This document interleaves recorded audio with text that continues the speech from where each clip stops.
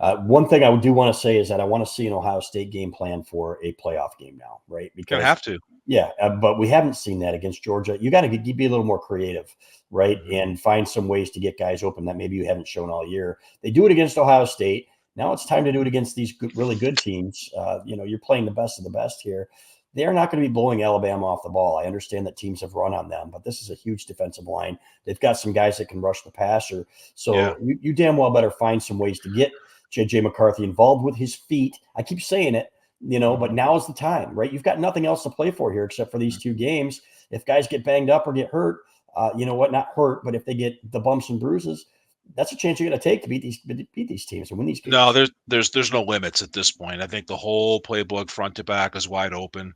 Balas, remember years ago when Michigan went down to Orlando to play Florida? Yes. And I think it was Lloyd's last game. Yeah. And remember that offense of that year? The season of Michigan football that year was old school Michigan power football, and we had a lot of success with it. Not all the success we wanted, but a lot of success. And then we went down to that game against Tim Tebow and the Florida Gators, and we ran an offense that none of us had ever seen before. The ball was flying everywhere. There's misdirection. There's running plays that we hadn't seen before. There's all kinds of stuff going on. And I remember to this day, where did this come from and where was it all year? Yeah. Now, I'm not saying that this is going to be a repeat of that, but there's certainly going to have to be elements of it. And we saw elements of wrinkles and things that we hadn't seen all year against Ohio State. Exactly.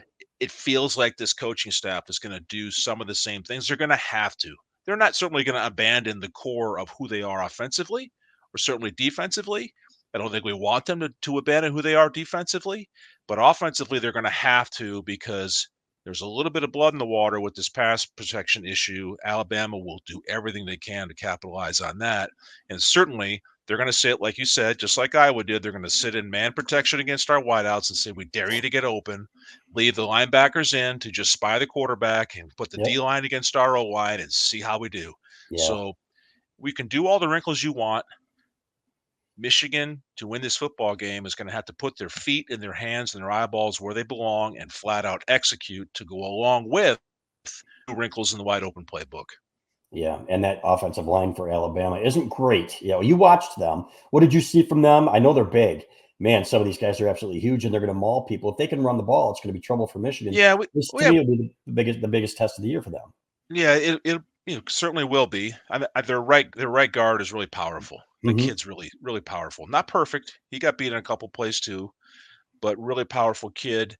We got big guys too, Balas. I don't think it's a matter of size, but they're really good at their combos. And when they get on you with their hands, boy, good luck getting off, right? So they're a strong physical offensive line.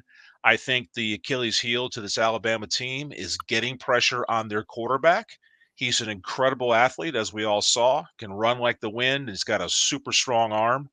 And it's, feels like the huddle is all the way around him. But it feels like, you know what? If you make him think and try to digest a little bit too much, he doesn't have that veteran zip in decision-making just yet with the football.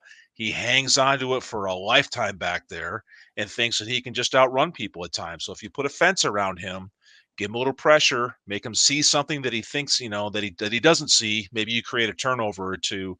That'll be a key to the game as well.